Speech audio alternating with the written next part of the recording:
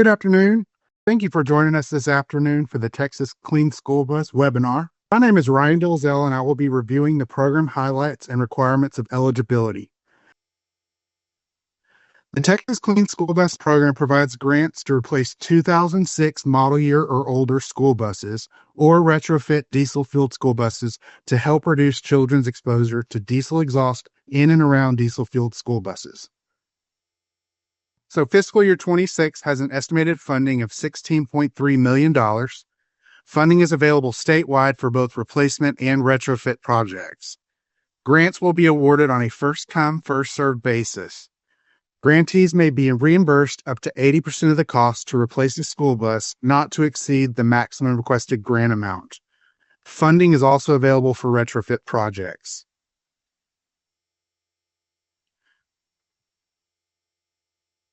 Applicants must operate diesel-fueled school buses on a daily route to and from a public school in Texas during the regular school year. Eligible applicants include public school districts, open-enrollment charter schools, or transportation systems provided by countywide school districts. Please note that private schools are not eligible for this program. As stated previously, projects are available to eligible applicants statewide. Eligible projects include a replacement of a 2006 model year or older diesel-fueled school bus with a bus of the current or previous model year at the time of application signature. Additionally, the purchase and installation of a retrofit system on an eligible school bus is also an eligible category. The old bus must be powered by a diesel engine, currently operate on a regular daily route to and from a school during the regular school year, be in good operating condition, and have been owned, continuously registered, and operated by the applicant in Texas for at least 2 years immediately preceding the application signature date. New for this grant round, TCEQ may waive registration requirements upon finding of good cause on a case-by-case basis. Applicants must provide a waiver request for registration gaps greater than 30 days. The waiver must be submitted at the time of application and be submitted for each applicable bus. For replacement projects, applicants may be eligible for up to 80% of the eligible incremental cost associated with the purchase, not to exceed the maximum grant amount in the tables on the TCSB webpage and Appendix B in the request for grant applications. Funds are also available for retrofit projects. Please note, current documents on the TCSB webpage are for reference only. We will provide updated documents when we begin accepting applications. This slide, an example grant table for Type C bus is provided. Please note that the maximum grant amount corresponds to the school bus type being replaced. School bus proposed for a retrofit must be used on a regular daily route to and from school during the regular school year and have at least 5 years of useful life remaining. All sizes of diesel-fueled school buses are eligible for retrofit. The 3 retrofit options include closed crankcase filtration, diesel particulate filters, and diesel oxidation catalyst. The application for retrofit is found on the TCSB webpage. For further information, please reference the RFGA. Ineligible costs include any costs paid prior to the opening date of the grant round, administrative costs and other internal costs to the grantee, including personnel expenses, internal salaries, indirect costs, travel costs, and consultant fees for the preparation of a grant application and administration of the grant. Applications for replacement projects will be accepted through SUNS for consideration only if received by TCEQ no later than 5 p.m. Central Time on May 22, 2026, as long as funds are available. For retrofit applications, please visit the TCSB webpage for submission instructions.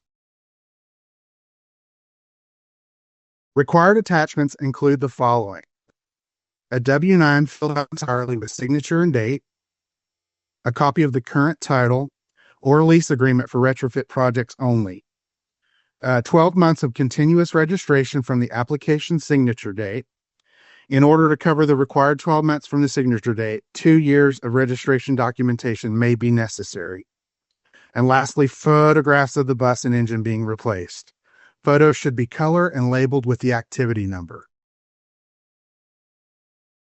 On this slide, please note that all photos are labeled by the activity number, include a full photo of the bus, and engine data photos are legible. On this slide, please note that photos are not labeled with an activity number. They do not include the full bus and have engine photos that are not legible. Additional photo guidance can be found on the TCSB webpage. Applicants selected to receive grant funding will be required to sign a contract with TCEQ. The approved activities outlined in the application will be represented in the contract scope of work. Grant recipients commit to taking all actions necessary to ensure the successful completion and subsequent operation of the new school bus or retrofit within the contract's timeframes and funding limitations.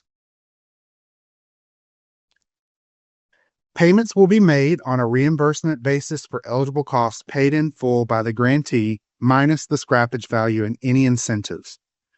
Grantees will be required to provide documentation in accordance with the contract to show that grant-funded equipment has been received and costs have been paid in full before reimbursement will be provided. All costs must be paid in full by the grantee, grant-funded equipment received, and final request for reimbursement must be submitted to TCEQ by the request for reimbursement deadline. If the grantee finances the grant-funded equipment, the reimbursement will be assigned to the company that provided the financing. For retrofit projects, if the grant-funded equipment is leased, the lease must extend to the end of the 5-year activity life or include a binding commitment to purchase at the end of the term. TCEQ may advance funds to grantees who are governmental entities on a case-by-case basis. Within 90 days after the reimbursement payment is issued, the grantee is responsible for completing the disposition of the old school buses and engines being replaced. For standard disposition, old buses and engines must be destroyed and rendered permanently inoperable by completely crushing the bus and engine, or making a 3-inch or larger hole on both sides of the engine block and cutting both frame rails. A Texas non-repairable vehicle title and before and after photos of the bus being destroyed are required as proof of destruction. An alternate method of rendering equipment and engines permanently inoperable in lieu of standard disposition must be requested in the application and be approved by TCEQ. Proposals for the permanent removal of buses from Texas in lieu of standard disposition may be considered for the export of school buses to a destination outside of the United States, Canada, and the United Mexican States. The applicant must submit a detailed plan of the export and transfer of ownership with the application. The applicant must agree to an operational commitment period of 5 years. The activity life will start on the date TCEQ approves disposition for replacement projects or on the date of reimbursement for retrofit projects. Grant recipients must agree to monitor the use of grant-funded vehicles for the designated 5-year activity life. At a minimum, annual usage reports will be required. This concludes the program highlights and requirements. I will now turn over the presentation to Michelle Huckabee to cover our new replacement application process. Thanks, Ryan. Today I'm going to go over how you'll enter your application in our new program called SUNS. SUNS is located in Step 4 of the Replacement Application section on the TERP Texas Clean School Bus webpage. The SUNS welcome screen will ask for your name and email address. Make sure to use the email address where you want to receive your confirmation that the application was submitted. Once you enter your email, this is the next screen you will see. As shown here, make sure to click the bottom link for Texas Emissions Reduction Plan, and then another screen will populate where you will select New TERP Activity. Hopefully, everyone is here for the Texas Clean School Bus program, so that is a TERP program which will need to be selected. This next part is extremely important, and you will hear me make references to this a few more times during this part of the presentation, as it plays a large role in your ability to access your application. Make sure to write down the password. If you forget your password, a new application must be created. If a third-party preparer is entering your application, make sure to get this password from them, as there is only one password per application for both the applicant and third-party preparer. The next number you will want to write down and keep with the password is the reference number. This is extremely useful, especially if you are entering more than one application. You will see this number quite a bit throughout. Now we are at the step where you're about to enter all the information needed for the application. Once you get to this screen, click on the Edit button located next to your reference number. Next, you will be required to enter the password you created earlier. Listed are a few types of error message you could come across while filling out your application. Yellow warns something could be incorrect. Check your entry and proceed if everything appears correct. Red indicates there is a known error and you must fix before proceeding. Questions with a red asterisk are mandatory questions you must answer. Not all mandatory questions will have an asterisk at first because some become mandatory depending on how you answer the question. If you get a timeout message, just log back in with the email and password you created. This usually happens if it has been more than 15 minutes without any activity on the application. The menu bar on the side lets you know what has or has not been completed. You are unable to jump around on the application and it must be completed in order. This is a great tool to use if you have stepped away and need to return to your application. Once you get to the eligibility criteria, there will be questions that you will need to answer. These are all mandatory as noted by the red asterisk beside the question numbers. When filling out the applicant information, both the legal name and employee identification number, also known as EIN, needs to match the W-9 form you will submit later in the process. You might see a yellow message that says our records show a different legal name is associated with the FEIN.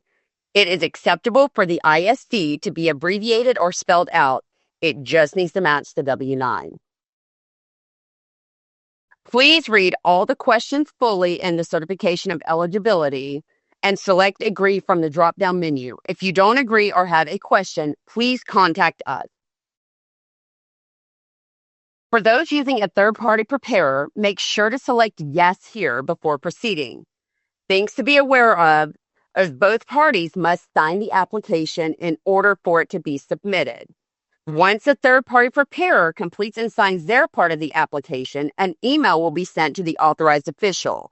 The authorized official will need the password created for their application and the referral number to ensure they are signing the correct application. After the authorized official signs their part of the document, the application will be submitted. Third-party preparers, make sure you are sending the authorized officials the correct referral code and password. Authorized officials, please open and check that you have the correct document.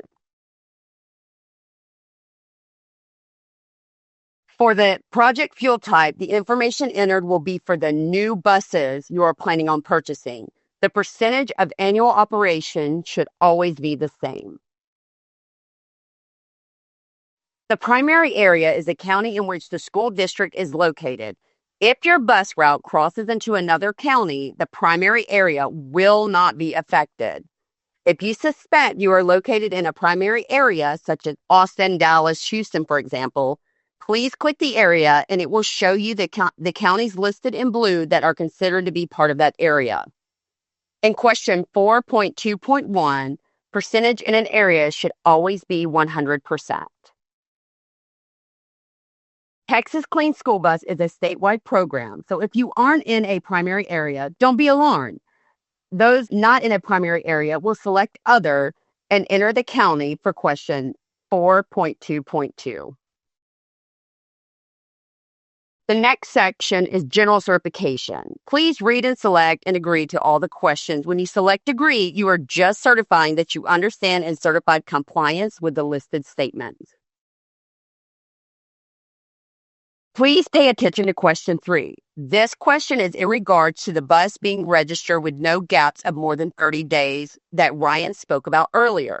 If any one of the buses has a gap of more than 30 days, you will need to select no for this section and submit a waiver for the bus or buses with a registration gap. Waivers are considered on a case-by-case basis. Selecting no here will not stop you from proceeding with the application. Please make sure to read and answer all questions as these are marked with a red asterisk. By selecting agree to the administrative and state contracting, you are certifying that you understand and agree with the listed statements. In the authorized official contact, make sure everything is spelled correctly, especially the email address, as this is how the contract is received. If you get a yellow error on the mailing address, check to make sure it is entered correctly and proceed.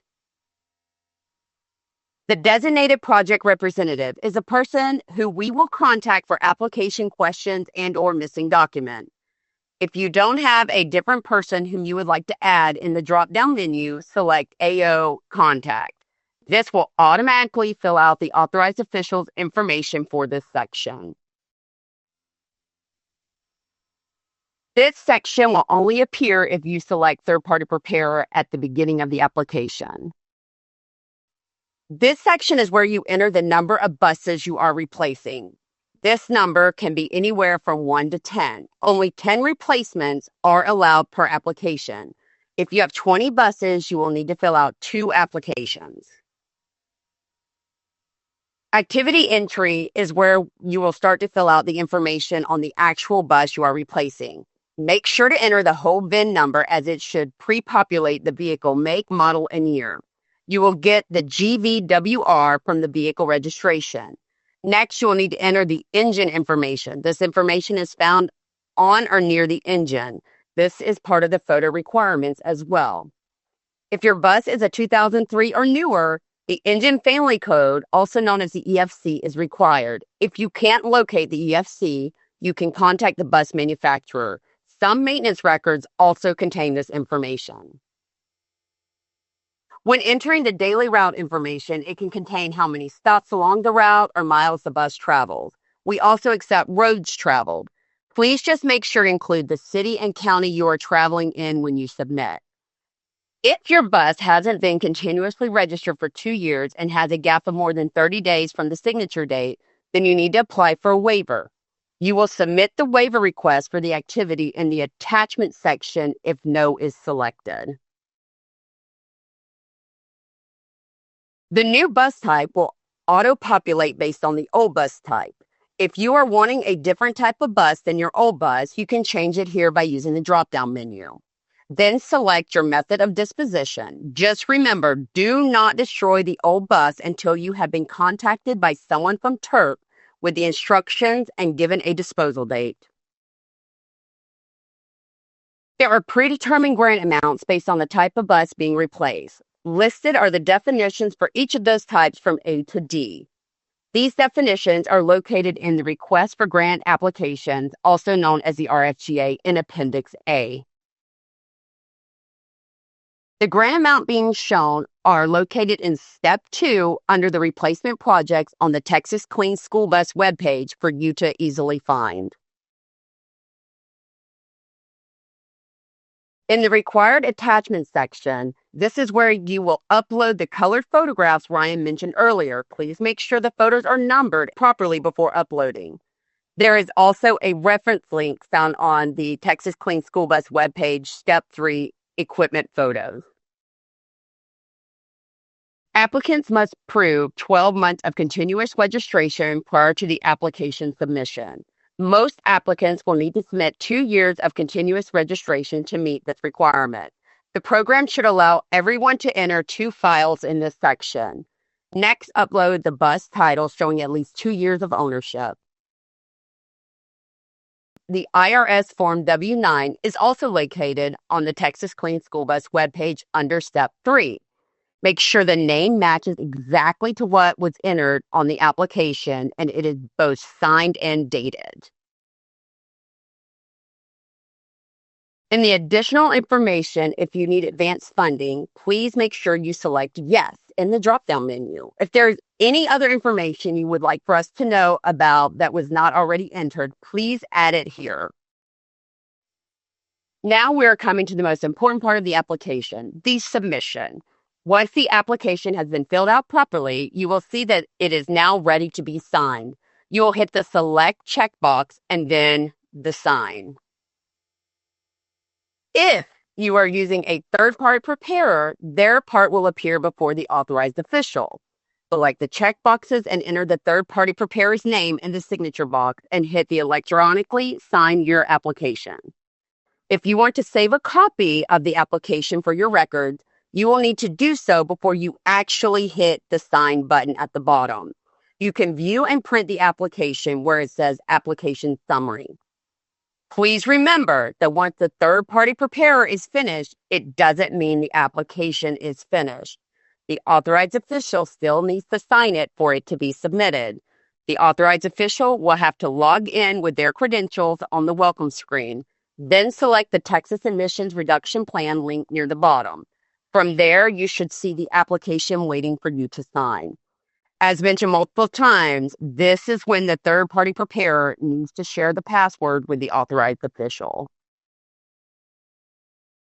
The authorized official will be the one who actually submits the application. Make sure to certify by checking off all the boxes and enter your name in the signature section and click the electronically sign button.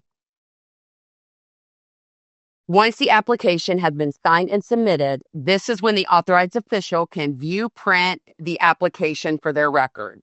Once you click off this page, this option disappears.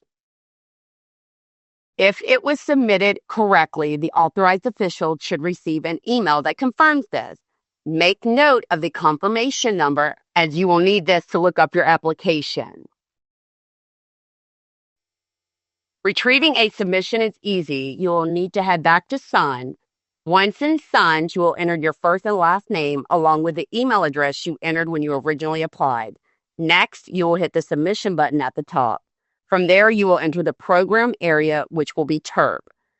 The form is Texas Clean School Bus Program. After entering that, you will need to enter the confirmation number you received on the email or the reference number you saved earlier in the process. Hit search. The correct application should appear. This is where you will be able to view or save the application and also see the photos which were submitted. Thank you all for joining us today. Remember to sign up for our program update.